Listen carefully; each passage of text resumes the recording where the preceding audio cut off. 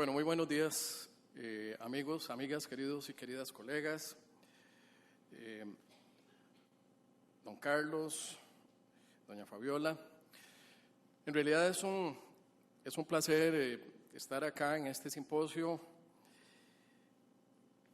y sobre todo tratando de buscar un poquito de luz en este país y en el mundo jurídico de este país en medio de tantas tinieblas. Después de oír a don Héctor Blanco y después de oír a don Carlos Gómez, realmente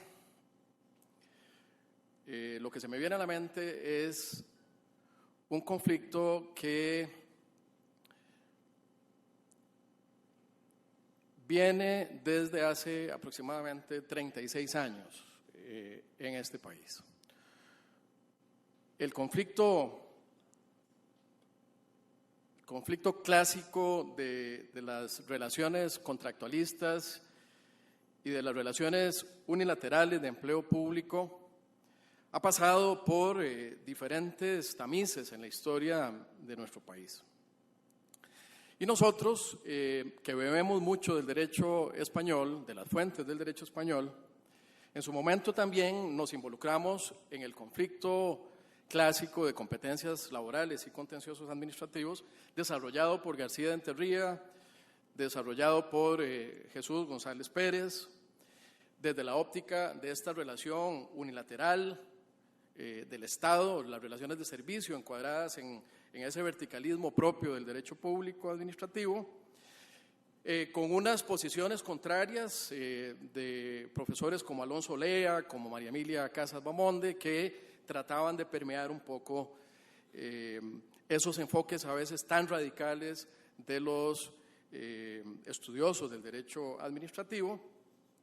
Viene Ortega Álvarez, que es un escritor que en España publica un libro sobre la función pública y entonces matiza un poco todo el tema de qué puede ir a lo contencioso administrativo y qué va a lo laboral.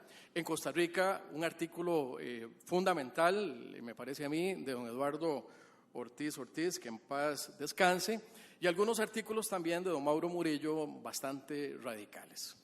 En medio de toda esta problemática, en medio de toda esta incertidumbre, de este conflicto clásico del derecho, creo yo que debemos de hacer algunas reflexiones, y me permito hacerlas antes de entrar en el tema propiamente de la exposición, porque es necesario entender varios aspectos a nivel coyuntural y a nivel histórico. En primer lugar, las derivaciones del 191 y 192 de la Constitución Política. Muy claramente, en el año 1949, los constituyentes trataron de diseñar un modelo de empleo público basado en relaciones estatutarias. Pero resulta que ese modelo estatutario del año 1949, recogido en esas dos normas constitucionales, fue posterior a la promulgación del Código de Trabajo, que es del año 1943. Ahí nos surgen entonces varias interrogantes. ¿Por qué si el constituyente en el año 49 tenía la posibilidad de modificar el Código de Trabajo que era anterior, por qué no lo hizo? ¿Por qué únicamente estableció un régimen estatutario para el gobierno central y no desarrolló un modelo público para el resto de las relaciones de servicio que podían darse en las administraciones, en el resto de las administraciones públicas? Sector fundamentalmente descentralizado del Estado.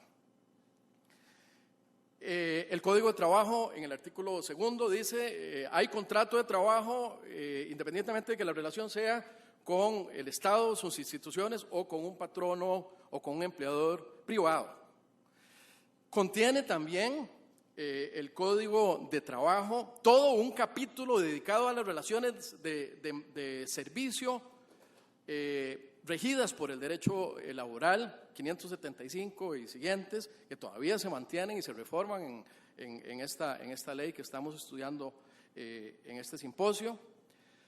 y que no fueron modificadas por el constituyente en el año 49, sino que más bien, incluso en el propio Estatuto de Servicio Civil, se establece una jerarquía impropia para que las resoluciones dictadas por el Tribunal de Servicio Civil en sede administrativa sean revisadas por el Tribunal de Trabajo existente en la provincia de San José, de la cual doña Sonia Rodríguez y este servidor fuimos compañeros y conocíamos en jerarquía impropia de las resoluciones del Tribunal de Servicio Civil. Jerarquía impropia que después es declarada inconstitucional por la Sala Constitucional. Entonces lo que vemos aquí es realmente un gallo gallina con un gran signo de interrogación, que es por qué este país, después de 36 años, sigue discutiendo exactamente el mismo problema sin llegar a ninguna solución. Y yo, empezando por las conclusiones, me permito decirle que no veo con ojos tan risueños y tan felices el resultado de esta reforma que va a entrar a regir en el 2017. Me parece que a partir del día siguiente en que esta reforma entre a regir, se presentarán las acciones de inconstitucionalidad correspondientes y correremos probablemente la misma suerte del inciso A del artículo 3 del Código Procesal Contencioso Administrativo, cuando creíamos, yo en ese momento estaba en la sala segunda, creíamos que ya el problema estaba zanjado, que ya el problema estaba resuelto. Como lo creemos eventualmente con esta reforma del 420 de la reforma procesal laboral. Habrá que ver qué va a decir la Sala Constitucional y casi podría apostar con todos ustedes a que la Sala Constitucional va a volver a repetir la historia de la inconstitucionalidad que se dio en el caso del Código Procesal Contencioso Administrativo, y por muchas razones, porque ha sido un criterio que ha venido más o menos desarrollándose de forma invariable en los últimos pronunciamientos de la Sala Constitucional, con una gran cantidad, eso sí, de nebulosas en la jurisprudencia de la Sala Constitucional y, dicho con el mayor respeto hacia los excompañeros, y además con una dosis de indefinición importante, porque al final la Sala Constitucional dice que son los operadores del sistema, son los propios jueces y es la administración en cada caso concreto los que tienen que definir qué funcionario participa o no participa de la gestión pública. Con lo cual, vamos a ver después los efectos prácticos que eso trae a nivel cotidiano. Es decir, estamos en un limbo y dicho de manera muy simbólica, es decir, tenemos tanta claridad en el tema como claridad de sus aguas pueda tener el río Virilla en estos momentos. Si quisieran estudiar un poco la historia de toda esta temática, es muy interesante el voto que mencionó don Carlos, porque efectivamente detrás de esto, y eso es lo preocupante y se los puedo decir con pleno conocimiento de causa, detrás de esto hay aspectos incluso hasta de carga de trabajo dentro de los mismos órganos judiciales. Y es terrible que estemos jugando con elementos de orden público, como es la competencia, en función de tener más trabajo o menos trabajo, de redistribuir las cargas de trabajo. Y eso pasa, desgraciadamente, en muchos de los criterios que históricamente podemos identificar. En otras palabras, es curioso cómo esa Sala Primera, en los años 80, antes de la creación de la Sala Constitucional, que fue creada en el 89, la Sala Primera, integrada por don Fernando Coto, por don Ulises, por don Antonio Arroyo, etcétera. Yo mencioné a don Carlos quienes estaban ahí. La Sala Segunda, integrada por don Miguel Blanco, por don Germán Fernández, por don Miguel Ángel Sotela, por don Álvaro Carvajal, etcétera. Esas salas tenían criterios totalmente contrapuestos y esa es una de las razones por las cuales el CPECA trata de derivar todos los conflictos de competencia a la sala primera, para que sea la Sala Primera el órgano que unifique esos criterios disímiles entre ambas salas. Pero históricamente, la Sala Primera, con ese criterio de don Edgar Cervantes, decía que no podían ser tan engreídos los jueces contenciosos administrativos y pensar que toda la nulidad de los actos administrativos era monopolio de los jueces contenciosos administrativos fundamentados en el artículo 49 de la Constitución.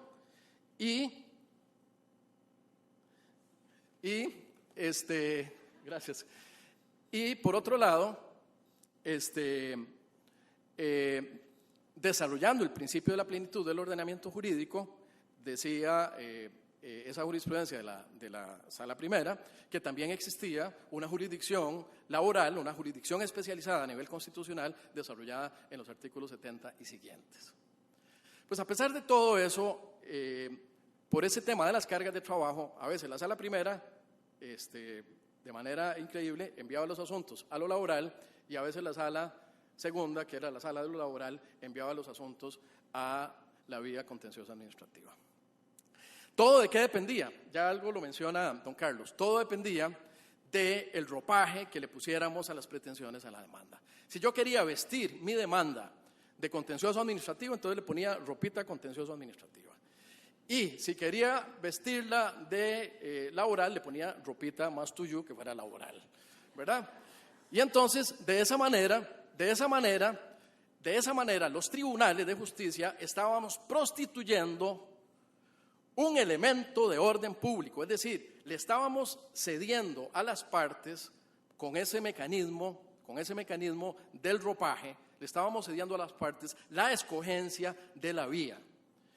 Y entonces bastaba con decir que solicitaba una nulidad de un acto administrativo para saber que el asunto iba a caer en la jurisdicción contenciosa, o bastaba simplemente decir que no iba a mencionar la nulidad del acto administrativo, sino que simplemente iba a solicitar un despido como injustificado y sabía que el asunto automáticamente iba a ser del conocimiento de los jueces de trabajo. Y así hemos funcionado durante mucho tiempo. Y ahora la gran pregunta con la que concluye don Carlos es, bueno, ¿y qué hacen ustedes o qué hacemos nosotros si llega una persona a pedir asesoría, a pedir criterio para poder definir a qué vía planteamos un conflicto, una demanda, un nuevo conflicto jurídico, si va a ser más beneficiosa o menos beneficiosa la laboral o la contenciosa administrativa o viceversa? Yo creo que una de las bondades de la reforma es que por lo menos permite a los jueces laborales la suspensión de los actos administrativos y también hay una regulación importante del debido proceso. Regulación del debido proceso que en los años 90 no existía en este país. Hablar de debido proceso en otra materia que no fuera la penal era exactamente como pedir que le dieran una orden de internamiento en el asilo Chapuí. Más o menos, en esos términos. Hablar de debido proceso había que entenderlo única y exclusivamente referido a la materia penal. Y es a partir de un voto del Tribunal Contencioso Administrativo y después de posteriores votos de la Sala Constitucional donde entendemos que el debido proceso es un principio de defensa que tiene que estar presente en todas las jurisdicciones. Creo entonces que la reforma, el atractivo que tenía la jurisdicción contenciosa administrativa, se lo devolvemos o se lo damos a la jurisdicción laboral. Porque muchas veces los abogados iban a lo contencioso a solicitar suspensiones del acto administrativo y a pedir violaciones del debido proceso porque en materia laboral no se lo daban.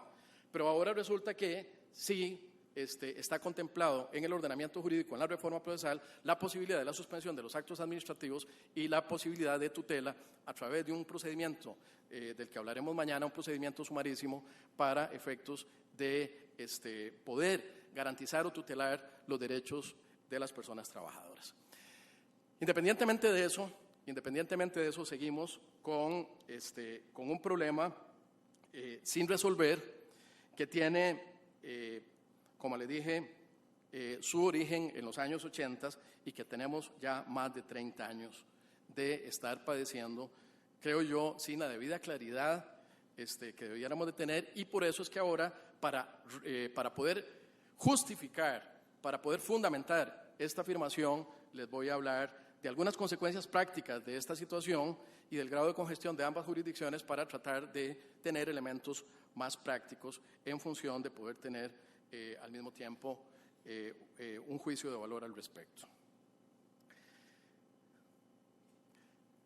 Un tema terriblemente grave derivado de toda esta situación es la inseguridad jurídica por los permanentes cambios de criterio.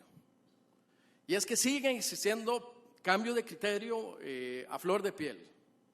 Y esos cambios de criterio generan una situación terriblemente que incierta para las partes y también para los abogados y para las abogadas.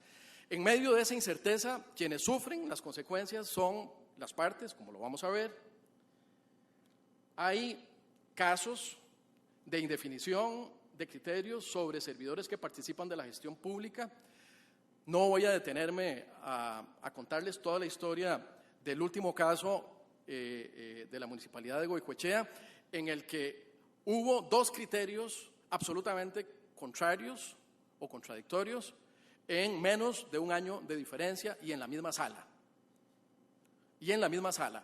En un caso estaba el director jurídico de la municipalidad solicitando acogerse al beneficio de la jubilación y pidiendo que se le aplicaran las normas de la convención colectiva de esa municipalidad. Y en esa oportunidad, la sala que resuelve el caso, la sala segunda en concreto, dice que efectivamente hay una relación laboral y que esa persona puede ser beneficiada con los derechos derivados de la convención colectiva. Un año después, se presenta el jefe del Departamento de Ingeniería de la misma municipalidad, acogiéndose al derecho jubilatorio. Y al plantear el derecho a la jubilación, solicita también que se le apliquen los beneficios derivados de la convención colectiva de la municipalidad. Y la sala segunda, en ese caso, menos de un año después, le dice: perdón, pero usted es funcionario público, usted no está amparado a los beneficios de la convención colectiva y por lo tanto no se le pueden otorgar los extremos que usted está solicitando. Ese tipo de situaciones tan graves relacionadas con beneficios jubilatorios son las que están día a día afectando los casos de inseguridad jurídica para muchas personas. Voy, dentro de la multiplicidad de ejemplos que podría darles, pero no quiero atiborrarlos, voy a referirme a un caso en concreto que me parece que es terrible y plasma perfectamente todo lo que les estoy mencionando. Se trata del caso de un servidor bancario que fue despedido sin responsabilidad patronal por haber cometido una aparente falta grave. El asunto inicia en septiembre del 2012. Esta persona, creyendo a las bondades del procedimiento de lo contencioso, plantea un amparo de legalidad, solicita medidas cautelares ante el Tribunal Contencioso Administrativo y Civil de Hacienda. En diciembre del 2012 le dicen: perdón, usted se equivocó, usted no tenía que haber presentado un amparo de legalidad, usted tiene que ir al proceso de conocimiento. Entonces, dentro del mismo despacho lo remiten al proceso de conocimiento para que reformule la pretensión. En diciembre, el juez tramitador le dice cuáles son los requisitos que debe cumplir para efectos de iniciar el nuevo procedimiento. En enero del 2013 se inicia el proceso y se le da traslado a la parte demandada. En marzo del 2013 se da una audiencia sobre una petición de un procedimiento de acumulación de procesos, porque una de las partes solicita acumular el amparo de legalidad con el proceso de conocimiento. Dejan en stand-by esa solicitud, no la resuelven. En abril del 2013 también se presenta una excepción de incompetencia en razón de la materia y entonces llegamos al 7 de mayo, en donde esa excepción de incompetencia se rechaza y se ordena continuar con el procedimiento. La parte insiste en que el asunto no debe ser de lo contencioso, sino que tiene que ir a lo laboral, va al Tribunal Contencioso en mayo y rechaza la solicitud también de una medida cautelar que se había pedido para suspender los efectos del acto administrativo. En junio del año 2013, el Tribunal de Apelaciones suspende el conocimiento del recurso de apelación porque dice que está pendiente de resolver el tema de la competencia. En eso tiene razón, es decir, si la competencia no está declarada, no se pueden resolver otro tipo de gestiones. Llega a la Sala Primera, que es el órgano encargado de resolver el conflicto, en septiembre del 2013, y en diciembre del 2013, después de que la Sala Primera lo remite al Juzgado de Trabajo diciendo que era un tema de la jurisdicción laboral, el juzgado no sabe qué hacer con el asunto y entonces dice, lo primero que tiene que hacer es rechazar un recurso de apelación de la medida cautelar porque le pasan el expediente y se encuentra con que está el recurso pendiente y él no lo puede resolver porque no tiene competencia para eso, considera el juez. En marzo del 2014 rechaza una ampliación de la demanda porque la parte dice, bueno, mire, yo todo lo que pedí, lo pedí dentro de la lógica, dentro de los principios contenciosos administrativos, pero ahora estoy en una cancha diferente, ahora estoy en la cancha de lo laboral, y entonces esta demanda no puede seguir así, tengo que reconvertirla, y el juez no sabe qué hacer con esa petición de la parte, no sabe si darle un plazo para que vuelva nuevamente a formular o ampliar la demanda o qué hacer. Se rechaza la ampliación de la demanda, con lo cual el proceso se queda con la relación jurídica material que se estableció desde la órbita y desde la esfera de lo contencioso administrativo en abril del 2015. Me imagino que el juez no sabía qué hacer con el expediente, entonces se le ocurre, mientras pensaba, ordenar una prueba para mejor proveer y manda a pedir la convención colectiva del banco para ganar tiempo, obviamente, y no tener que dictar sentencia. Eso fue en el 2015. En mayo del 15 se concede audiencia a las partes sobre la prueba incorporada, que era la convención colectiva solicitada y que ya estaba solicitada desde inicio del proceso. En julio del 2015 el juzgado resuelve la excepción rechazando la incompetencia y en noviembre del 2015 el juzgado convoca a las partes a una diligencia de conciliación para el 17 de enero del 2016, o sea, de este año. Y a partir del 2016 no se celebró la audiencia porque una de las partes no tenía ningún interés en celebrar la conciliación y el 11 de mayo del 2016, o sea, hoy, el juzgado continúa sin saber cómo adecuar los procedimientos, cómo adecuar las pretensiones de la demanda, que no son de naturaleza laboral, y no existe ni la más mínima idea de cuándo se va a poder dictar en ese proceso después de 3 años y 8 meses hasta el día de hoy. La gran pregunta es, ¿cuántos casos iguales o peores habrán como este? Y esas son las consecuencias prácticas de la situación y ese es el problema del día a día que ustedes, abogados y abogadas litigantes, tienen y por eso tienen esa cara de horror, por eso tienen esa cara de terror. Desde aquí los veo a todos. Sí, claro. Eso es así. Y yo también, yo me incluyo dentro de las caras de terror. Porque realmente uno, cuando llega una persona y le dice, licenciado, ¿a dónde vamos? ¿A lo contencioso o a lo laboral? Se le hace a uno un nudo gordiano en la cabeza y tiene uno que empezar a ver cómo está el caso para traer el rosario e invocar el Espíritu Santo y todo lo demás para ver cuál es la luz que encuentra uno en el camino para poder plantear el proceso. Y eso es así, y eso es así. Las personas que están aquí saben que eso es así. Bueno, el otro tema que estábamos planteándonos aquí, porque les decía yo al principio, el tema del grado de congestión es muy interesante porque detrás del congestionamiento de las jurisdicciones hay una gran cantidad de aspectos que implican temas presupuestarios y creación de nuevas plazas. Yo el día de mañana voy a permitirme diferir muy respetuosamente en algunos de los aspectos que se mencionaron el día de ayer en la apertura de este acto. Yo no creo que sea un tema de nuevas plazas y no creo que sea un tema de nuevos recursos necesariamente. Pues aquí en el tema, cuando se aprobó la reforma o el Código Procesal Contencioso Administrativo, lo primero que hizo la Sala Primera fue ir a la Corte y pedir más plazas de letrados y pedir más plazas de jueces. La reforma procesal contencioso administrativa le ha costado a este país 9.000 millones de colones. Eso fue lo que aprobó el Poder Judicial y el Ministerio de Hacienda y la Asamblea Legislativa para poner en funcionamiento el Código Procesal Contencioso Administrativo. Y no sé si me estoy quedando corto en los números, porque a veces los números no son necesariamente fehacientes. Pero eso fue lo que costó, eso fue lo que se manejó en Corte en el momento en que se creó el CPECA, o en el momento en que se aprobó el CPECA. Y entonces, claro, se preveía que después de la creación del CPECA y a partir del artículo 3º, inciso A, iban a llover los asuntos de empleo público en la jurisdicción contenciosa y había que estar preparados para esa avalancha de asuntos. Pero resulta que no fue así. Pero las plazas obviamente sí se crearon. Al día de hoy,